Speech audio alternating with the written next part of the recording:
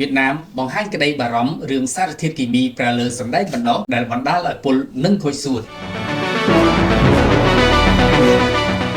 rung chạmผลิตจิตรามត្រូវបានគេរកឃើញថាប្រើប្រាស់សារធាតុគីមីហាមឃាត់ដើម្បីធ្វើឲ្យពន្លកសណ្ដែកមានពណ៌ស្រស់ស្អាតគួរឲ្យចង់ទទួលទានសណ្ដែកបណ្ដោះដែលប្រើប្រាស់សារធាតុគីមីរាប់ពាន់តោនត្រូវបានដាក់លក់នៅលើទីផ្សារដែលគំរាមកំហែងយ៉ាងធ្ងន់ធ្ងរដល់សុខភាពអ្នកប្រើប្រាស់ការហាមឃាត់សារធាតុគីមីក្នុងផលិតផលសណ្ដែកបណ្ដោះកំពុងក្លាយជាបញ្ហាសុវត្ថិភាពចំណីអាហារធ្ងន់ធ្ងរនៅក្នុងប្រទេសវៀតណាមជាក់ស្ដែងកាលពីថ្មីៗនេះអាជ្ញាធរបានបង្ក្រាបទីតាំងផលិតសណ្ដែកបណ្ដោះជាច្រើនកន្លែងដោយប្រើប្រាស់សារធាតុ 6-benzylaminopurin ដែលជាសារធាតុហាមឃាត់ប្រភេទអរម៉ូនរុក្ខជាតិជួយជំរុញការលូតលាស់និងអភិវឌ្ឍរបស់រុក្ខជាតិដែលអាចបណ្ដាលឲ្យពុលស្រួយស្រាវនិងខូចសួតគួរឲ្យបារម្ភមុននឹងរកឃើញថាបំពានច្បាប់រោងចក្រមួយចំនួនទទួលបានវិញ្ញាបនបត្រសុវត្ថិភាពចំណីអាហារដែលលុះធ្វើឲ្យអតិថិជនក្នុងស្រុកបាត់បង់ទំនុកចិត្តទាំងស្រុងដោយឡែកកាលពីពេលថ្មីៗនេះប៉ូលីសឡាវកាយបានរកឃើញនិងបំផ្លាញកន្លែងផលិតចំនួន2នៅស្រុកឡាវកាយដែលប្រើប្រាស់សារធាតុពុលដើម្បីផលិតសណ្ដែកបណ្ដោះជិត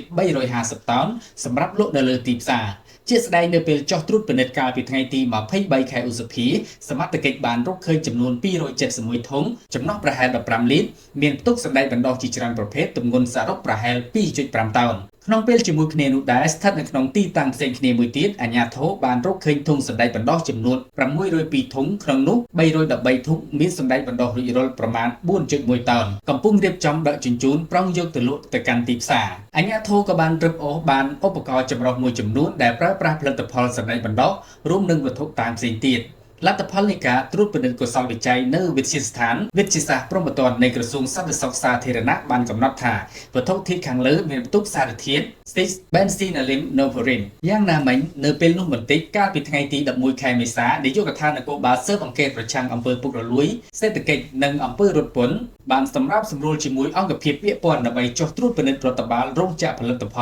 ផលិតសណ្ដែកបណ្ដោះចំនួន4កន្លែងនៅក្នុងទីក្រុងវិញអាជ្ញាធរបានរឹបអូសបានទឹកសណ្ដែកបណ្ដោះជិត 2000 ធុងទម្ងន់សរុបប្រហែល25តោនទឹកចម្រាញ់ចេញពីស្ករគ្រាប់ដើម្បីត្រាំ25លីត្រសារធាតុគីមី benzylaminopurin និង150លីត្រទឹកសណ្ដែកបណ្ដោះរួមសម្ភារៈនិងឯកសារពាក់ព័ន្ធជាច្រើនអំឡុងពេលការស៊ើបអង្កេតបន្ថែមប៉ូលីសបានកំណត់ថាចាប់ពីឆ្នាំ2024រហូតមកដល់ពេលរកឃើញមុខសញ្ញា4រូបបានផលិតនិងលក់សណ្ដែកបណ្ដោះប្រមាណដែលមានផ្ទុកសារធាតុគីមីពុល